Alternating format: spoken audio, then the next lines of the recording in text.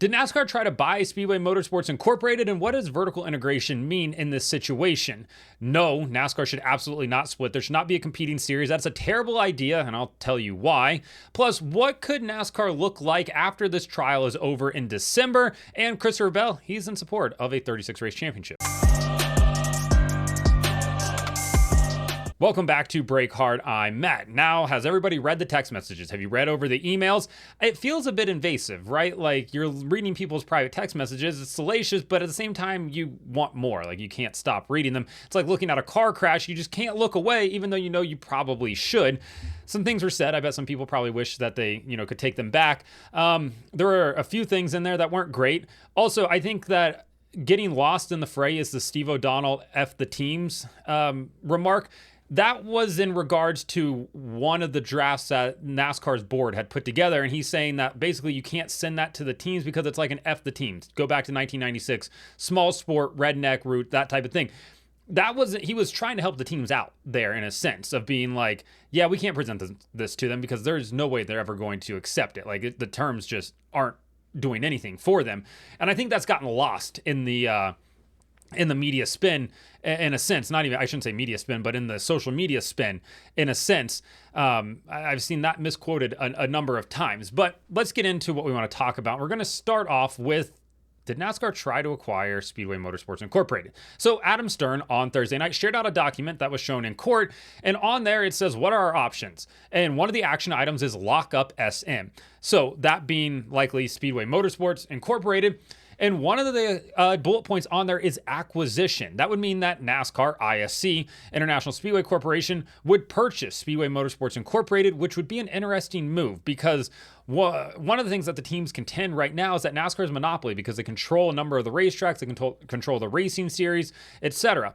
If they purchase more racetracks like Atlanta, Charlotte, Texas, Bristol, Sonoma, Dover, Nashville, New Hampshire, and what am I missing there? Doesn't matter. Who cares? That would certainly kind of put them in that more monopoly topic there.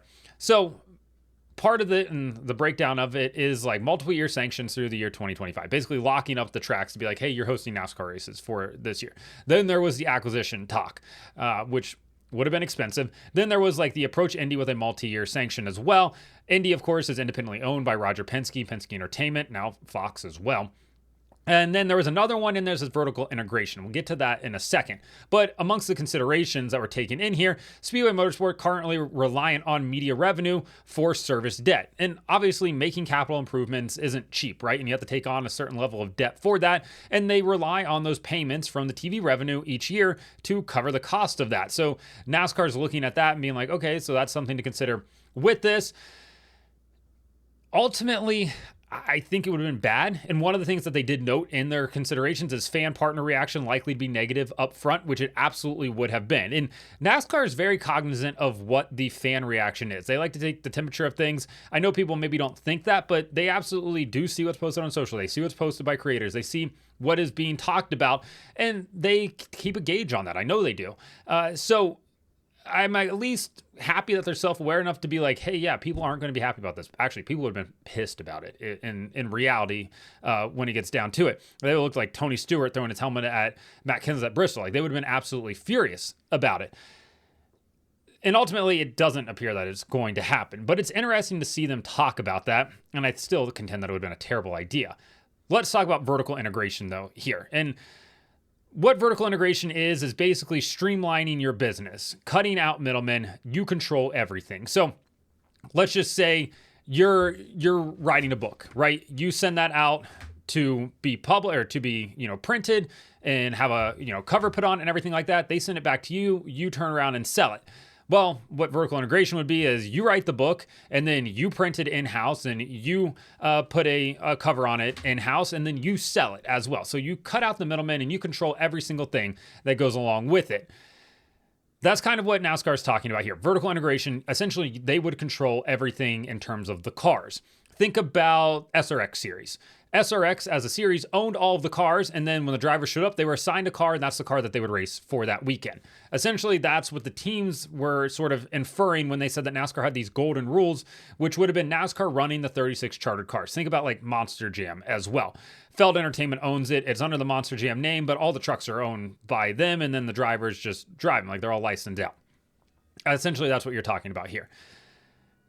Ultimately, the fans would have hated that. The fans would have revolted against that. The fans do not want to see that. There's team alliance, there's driver alliance. The fans don't want to see just 36 cars all owned by the same person with just different drivers in them. Like, that's never going to work. Now, NASCAR did say that they weren't going to run all of them, that it was going to be like they were going to be reliant on Xfinity Series teams and Truck Series teams to get that done. But just to see that listed in here as an option is an interesting one. And I just speaking for a decent portion of the fan base, because I think I have a pretty good gauge on what people are saying based on comments and everything else that I put out, whether that be on TikTok, Twitter, Instagram, or here on YouTube. Fans would have hated it. They would have hated that. They would have revolted immediately, and it would have been really bad for NASCAR, at least in terms of public opinion. And there would have been zero excitement for that. It would have gone over about as well as a stupid Cracker Barrel rebrand, which I still contend was incredibly stupid, and it was just a logo. Also, I've never ate at a Cracker Barrel, so I couldn't give a damn about any of this.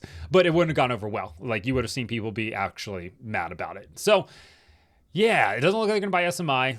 I don't think the vertical integration is going to happen, but it is interesting to see it listed in there. So another thing I've seen a lot of on the internet on Thursday now into Friday are fans talking about what a split could look like for NASCAR, what a live golf version of NASCAR would look like. And I'm here to tell you it would be absolutely god awful. It would be terrible. There, in no world should you want a split to happen amongst the National Touring Series of National Stock Cars Touring Series in the United States. That would be exponentially bad for everybody. There's an entire book written about the IndyCar, the IRL kart split called Indy Split. I recommend that you go read it because it lays out every single reason why you should not do this. And obviously the IRL came out on top. And I know maybe most people don't remember the IRL kart split. They haven't gone back and done the research. They don't understand everything that went into it. The only reason the IRL won was because they controlled the Indianapolis 500. And that is going to be one of the biggest uphill battles if there were to ever be a stock car split in the United States. The France family, NASCAR, ISC, will control the Daytona 500. That means that any new series starting up is going to have to find a new track to have their marquee race at. And obviously, CART tried to do that with the US 500 at Michigan, and that turned out to be an absolute disaster. They wrecked before they even got to the green flag.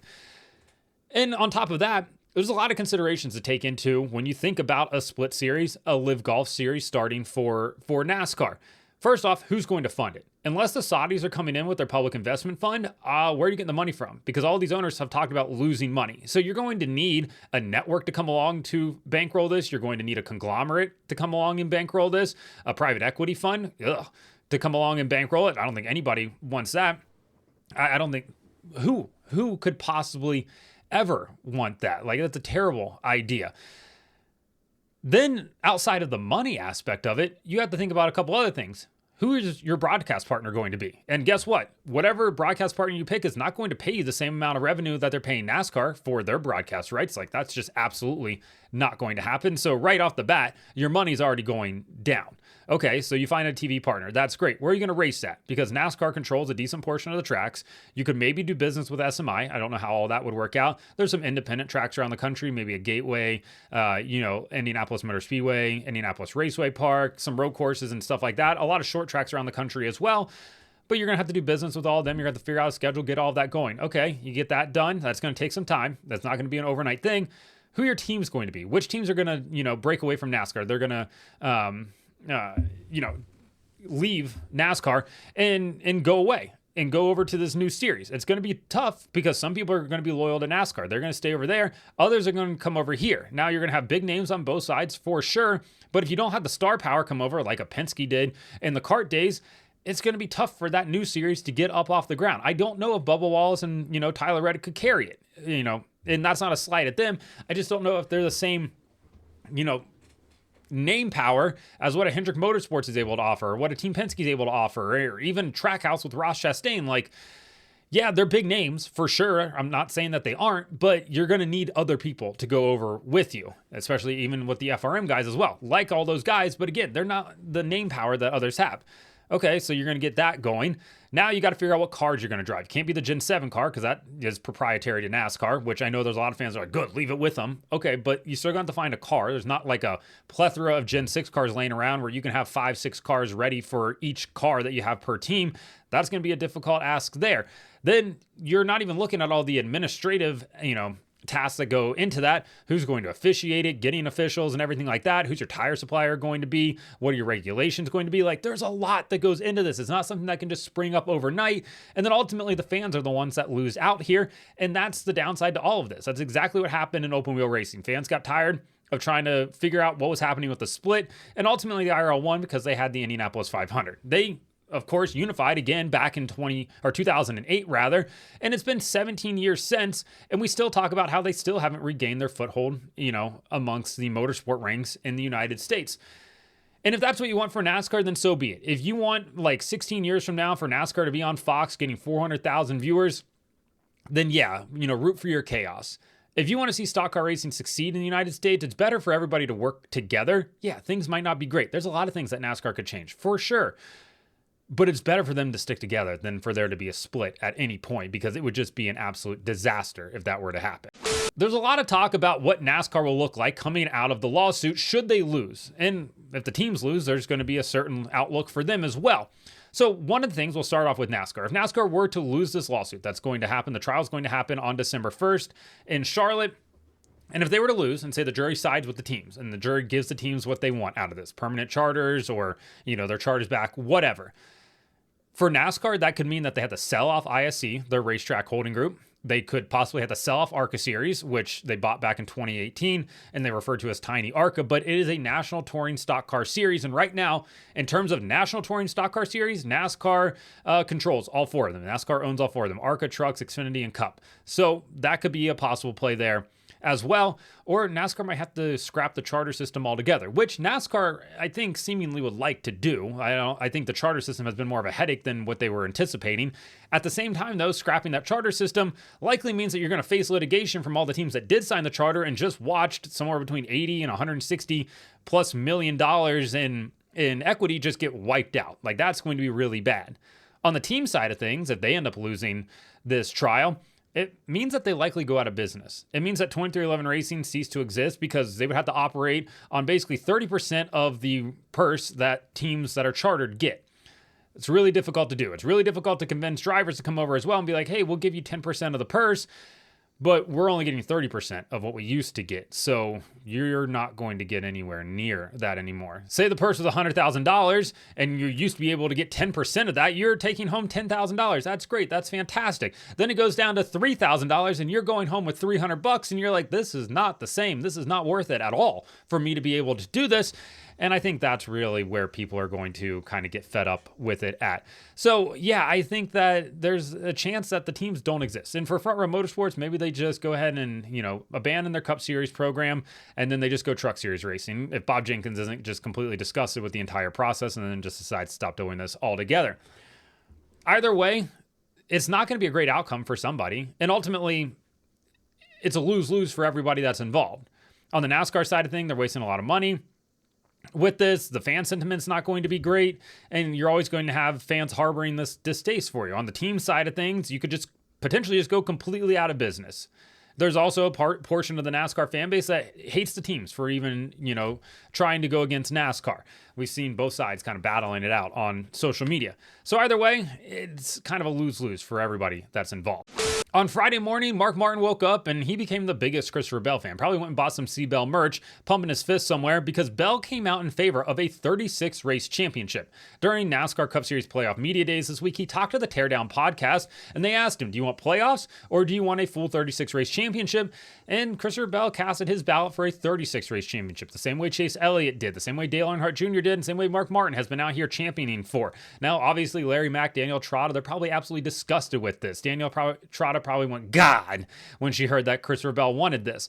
But I think that Christopher Bell's thoughts and what he said represents a pretty decent portion of the fan base at this point. And Bell said, quote, I would like to have 36 races count towards the champion. You've got to have more than one final round. If you're going to have a champion of auto racing, it needs to be a full race schedule. The more races that you add to crown that champion, the more legitimate it's going to be. And I think he's 100% right here. There's something about being the best over 36 races, contrary to what NASCAR's chief hype officer says. There's something about being the best over 36 races that's really, really good. Now, don't get me wrong. The elimination style playoff format provides entertainment. It provides moments, and it's given us some moments, right? We, of course, got the, Ryan Blaney walk-off wins at Martinsville to go to the championship race. We got the Tyler Reddick win last year at Homestead. We got Jeff Gordon, Martinsville 2015 to lock himself into Homestead. Like, it's given us some moments in the playoffs, but that championship race has never given us that Game 7 moment that they kind of touted when they pushed out this format.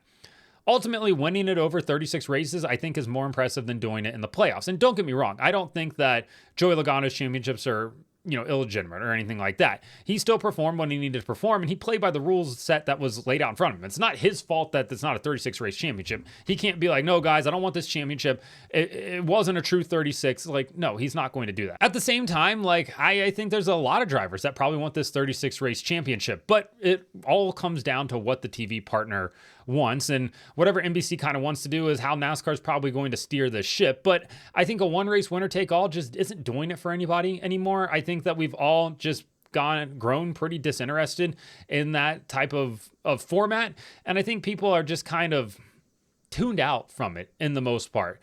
So yeah, having a 36 race championship I think would be fun. So what if somebody wins at a race or two early? As IndyCar showed us last week, you can still have a really compelling race and people are still going to come to the racetrack and people are still going to watch on TV, regardless if the championship has been wrapped up or not. There's probably a decent portion of people that don't even realize IndyCar has a championship. But yeah, I think that a 36 race championship might be the way forward now. At the very least, a 10 race chase has to be the other, possible outcome for this. The one race winner take all, like I said, we're all so desensitized to it at this point. I don't think it's exciting like it was, maybe hoped to be, but it is the format we have right now. So let me know in the comments what you think about a number of things that I talked about. The SMI potential acquisition, the vertical integration, a split. Hopefully you don't want the split to happen. What NASCAR could look like coming out of this trial in December, as well as Christopher Bell's comments on 36 race championship. Like and subscribe to the channel. Follow me on TikTok @BreakHard, Instagram, Twitter, and Facebook @BreakHardBlog.